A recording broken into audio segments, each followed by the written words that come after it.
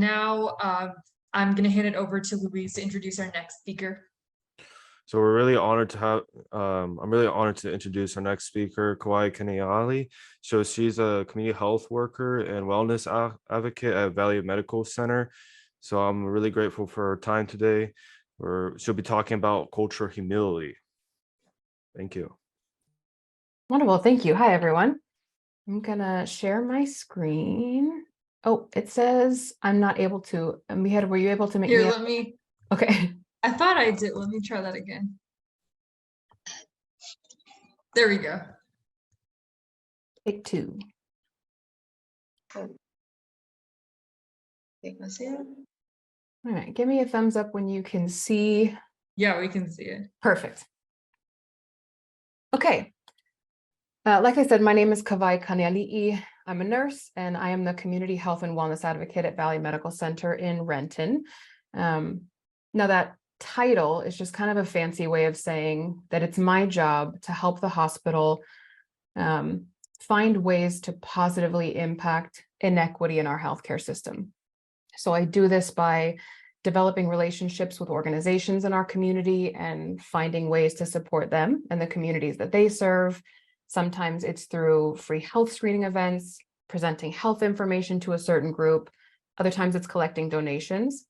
So either way, I have the honor of being in this role where my whole purpose is to give back to and support our wonderfully diverse community where they need it most, which means I spend a lot of time interacting with a really wide variety of types of people, which is why I'm here to talk about a practice known as cultural humility.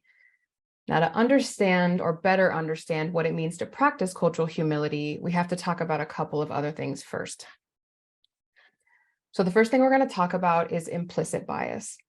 The word bias alone relates to prejudice. So either you're in favor of something or you're against it, but either way, that belief is considered to be unfair. Implicit bias is a prejudice or a belief that you might have without realizing it. It's not intentional, and it may not even reflect how you feel, but everyone has those mental associations that our brains make based on someone's race or gender or other social categories, and those associations have the potential to lead to discrimination. And again, everyone has these. That discrimination may be unintentional, but that doesn't mean we want it to continue. Implicit bias is a part of being human. So it's how we address and acknowledge our bias that matters. So let's look at a few examples that exist in our world. In healthcare, a woman's pain is often perceived as less severe or is downplayed when compared to men, suggesting a biased belief that women exaggerate their pain. In education, Black students are disproportionately disciplined when compared to white students. And we know that because Black students are more likely than white students to be suspended for the same offense, suggesting a bias against Black students over white. In our day-to-day lives, many people, consciously or unconsciously, judge people who are overweight more harshly than people who are thin, without knowing anything about who they are as a person. So all of these are examples of implicit bias. So the next thing I want to briefly highlight are healthcare inequities. Inequity meaning not equal. So when we say healthcare inequity, we're talking about the very real issue that minority populations experience, which is unequal access to healthcare and aspects of healthcare as a result of a systemic issue. And when we say systemic, we're talking about a problem in our system that creates unequal access for one group over another. An example would be two people that have the same illness, but only one of them is able to access care because of a transportation barrier. Maybe one of them lives in a city and the other one lives in a more rural area with no options for quality healthcare nearby and limited public transportation. So that other person doesn't even have a way of physically getting themselves there. That's inequity. And these inequities stem from racism. And we know it's inequity because these things are avoidable. Living in a rural area shouldn't automatically mean poor healthcare. This occurs because of things like budget cuts to those areas that are deemed less important, why they don't have public transportation, and oftentimes, therefore, also they have fewer physicians. So when we talk about a systemic problem, we talk about things like policies that have been founded in racism that have prevented certain groups from accessing basic necessities like housing and clean water or fresh food, let alone healthcare. So this means that when people from those marginalized communities come to us to receive care, they're already showing up at a disadvantage. They also may not have had access to an education that helped them understand things about their health that we might take for granted.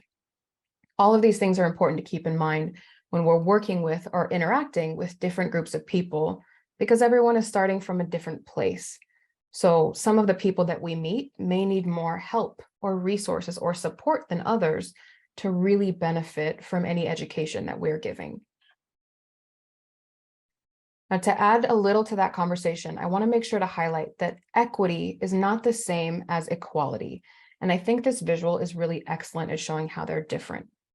Here on the left, with equality, we're treating everyone equally. They're all getting the same thing. But as you can see, it's not really helping. So on the right, we have equity. Every person's individual barriers have been identified, and everyone was given a solution that allowed them all to have the same experience. That's equity. Okay, so the last thing I want to cover before we get to cultural humility is cultural competence. Cultural competence is a term that's really well established in the field of medicine and public health, and it used to be the gold standard way for healthcare professionals to make sure that they were aware of and knowledgeable about different aspects of culturally diverse backgrounds so that they could provide better care to their patients, what we call patient-centered care. But in recent years, research has shown that the term cultural competence can actually be pretty harmful for a couple of reasons. The first is that when you claim that someone can become competent in any culture, it suggests that every culture has one set of beliefs and values that never change and are shared by all members of that group. But that, what I just described, is a stereotype. We live in a really wonderfully diverse world. It's rich with different cultures and experiences and backgrounds and belief systems. So we know, because we see examples of it every day, that just because you come from the same place doesn't mean you share any of the same personality traits or belief systems or values. That's what makes us all unique. Second is that the majority of cultural competence training that exists assumes that most US healthcare professionals are white, male, heteronormative, and English speaking, which solidly puts anyone else in that other category. And not only does this create kind of an us versus them mentality, but it contributes to the continuation of racial and ethnic stereotypes as well as racism. It contributes to those implicit biases we talked about. Okay, so if not cultural competence, what's different about the star of the show, cultural humility? Well, humility in general is essentially being humble or free from pride. So it's not allowing our ego, so our self-importance or our self-esteem or arrogance, get in the way of how we learn and grow. It's about being vulnerable and open to different perspectives. So the key with cultural humility is to lead with kindness and with curiosity, instead of making assumptions like you could with cultural competence. So unlike cultural competency, cultural humility does not require or assume expertise in any social group, institution, or belief system. Instead, it asks you to be vulnerable enough in every interaction to look inward and ask yourself, how does my implicit bias impact how I treat and understand others? And then it asks you to do the work to minimize that potential impact to the community or the person that you're centering as much as you can. So it's constantly asking yourself, how does my privilege, so the advantages that I've had in life, impact my opinions and my actions when I care for patients? Or if this speaks to you more, how has my lack of disadvantage kept me from fully understanding the struggles that my patients experience? And I want to make sure to highlight here that admitting you have privilege doesn't mean you haven't had hardship. And I'm going to use myself as an example. I grew up in and still live in a city that is about 90% white. And by the time I was 11, I'd lost all 4 of my grandparents and my father. Now, my dad was Hawaiian, but my mom is white. And I have one half brother who has a different father who is also white. So when my dad died when I was 7, no one in my community, including my own family, looked like me. I was also severely overweight for a large portion of my life. So at a really young age, I saw 5 people I loved die, and I lived big and brown in an area that is small and white. So I've spent my life trying to make myself smaller and less visible, and constantly giving up power to please everyone around me because I was so afraid of losing more people. I lost really big parts of myself. I just kept becoming whoever I needed to be for someone else in a moment. And that is something at 34 I am still unlearning. But on the other hand, my mother had a very successful career when she retired, so she wasn't around a lot. And there are certainly some things I wish she had done differently, but I've never wanted for money. I have never had to experience what it was like to go without, to go hungry, to not have a place to live. I've had the privilege of spending the last several years growing in higher education, getting my bachelor's degree and then my master's degree, and now working toward my doctorate, because anytime I've wanted to achieve something, my mom was able to remove money as a barrier. So again, understanding your privilege doesn't mean you haven't had hardship. It's just acknowledging the areas of your life where you did have privilege and how that privilege might make it harder for you to understand the experience of someone who didn't. Our goal is to uncover and recognize those privileges, as well as the things that might impact how different people are treated. And this applies to a really wide range of characteristics and aspects of self. So male, female, white, black, citizen, immigrant, disabled, able-bodied, cis, trans, straight, gay, obese, thin. Those are all terms used to identify and categorize people. And those terms, knowingly or unknowingly, influence how humans interact with one another. So why is it important? I'm hoping at this point you're already starting to see why, but I think there are a multitude of things I could highlight in this section. And one of the biggest things that sticks out for me is that as a healthcare provider, it is our job to treat and care for the whole person. It's our job to show up without judgment, without assuming things about people, sometimes in really difficult times in people's lives, even if we don't know it. It's our job to care. And just like our doctors may struggle to make a diagnosis until they have all the symptoms, we can't help someone make real and valuable changes to their health if we're only acknowledging the parts of them that we already understand. Now on the slide, I've got some more practical, kind of tangible things listed. Practicing cultural humility is important because it gives us a greater understanding of cultures outside of our own. It enables us to truly promote accessible, affordable, culturally capable, and high quality care as it applies to each individual person we touch. It improves the way that vulnerable groups are treated, and it lessens those unconscious, implicit biases we all hold. So how does one do this? How do we practice cultural humility? Where do we start? I'm going to walk you through a quick tool that you can take with you to help continue practicing your own cultural humility, because it is a lifelong practice. This tool was introduced by the Society of General Medicine in 2019, and it's known as the 5 R's of cultural humility. I'm going to break them down one by one, but what you need to know is that each R has 2 things: a goal for yourself for each interaction, and then a question to ask yourself afterwards. So the first R stands for reflection. To practice cultural humility, the goal of reflection is just to approach every encounter with humility. And again, humility is vulnerability. So when we approach a situation with humility, we're operating as if we know nothing and we're just there to learn. So approaching every encounter with humility and with the understanding that there's always something to learn from everyone. That's how we try to show up for people with humility. And then afterwards, we ask ourselves, what did I learn from each person in that encounter? What did I take away that will help me continue to learn and grow and be a better support system moving forward? Can I identify any assumptions I may have been making about that person that might not actually be true? A great example that comes up in my life all the time are the vast number of people who assume I have cancer because I choose to be bald. Some people, complete strangers, don't even ask if I have cancer, they just ask me what type I have. And while I understand how that mistake gets made, the assumption is still impactful for me every time.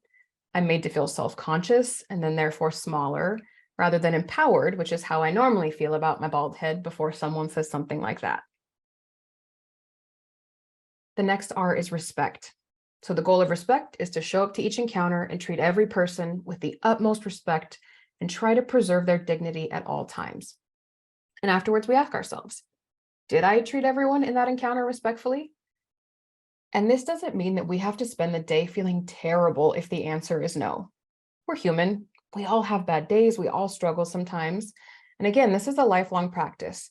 You are not going to be great at it 100% of the time, and that is completely okay. What we're really trying to do is remain aware and just continue to learn from our interactions so that we can keep doing better, both for ourselves and for others.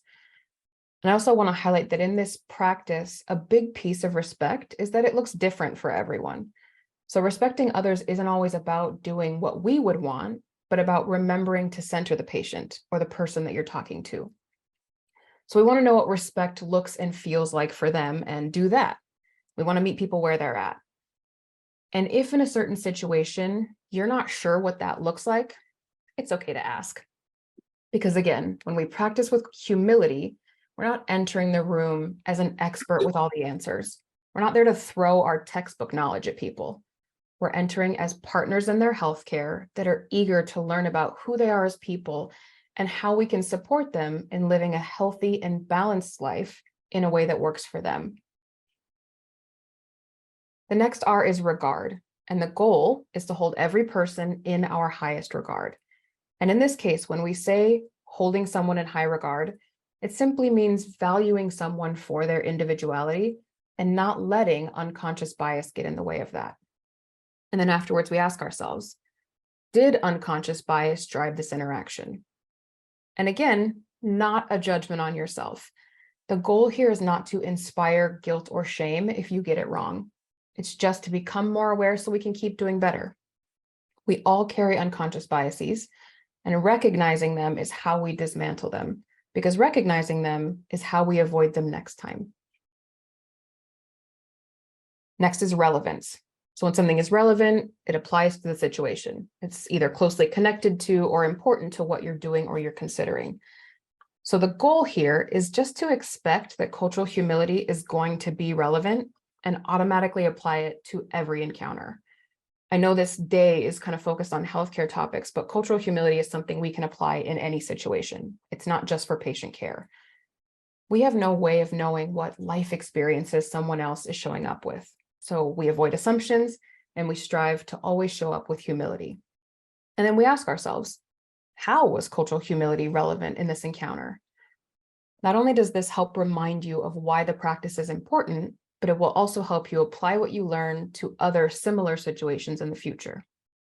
And again, if you don't know if something's relevant, it's okay to ask. We're leading with kindness and with curiosity. So we're not asking this aggressively or unkindly.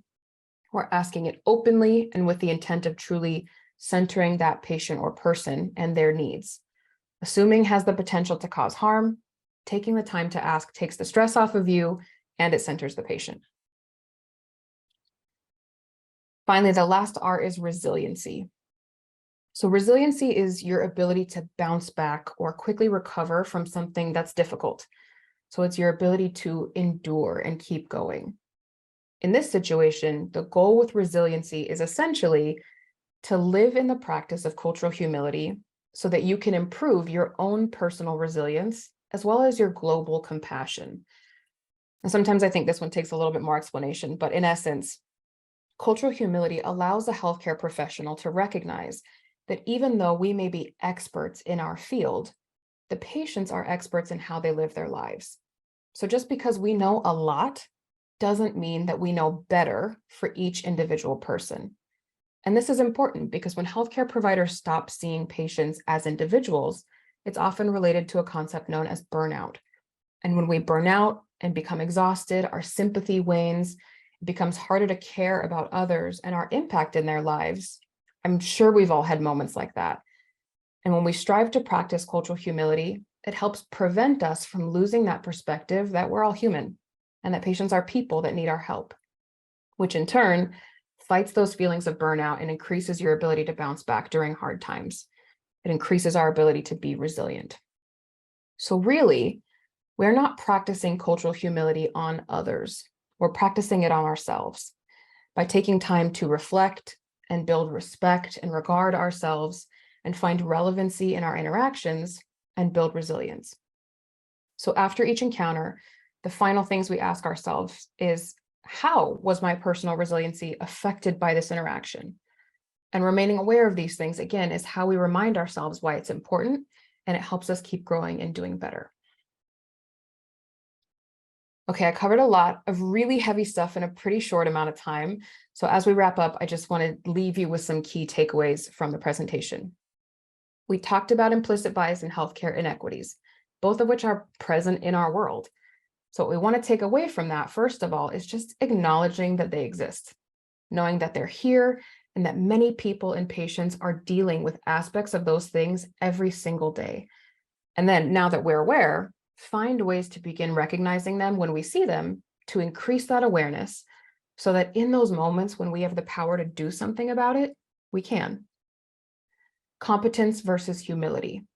Our goal isn't to put people into a box that we can understand and categorize them by. Our goal is to be open and to be curious and to be kind and to always center the patient by making sure we know what support looks like for them and doing that. Use those 5 R's. Reflect on your bias, practice respecting and regarding each person you encounter, find relevancy in each experience, and keep building your resilience. And lastly, don't let yourself forget that it's a lifelong journey.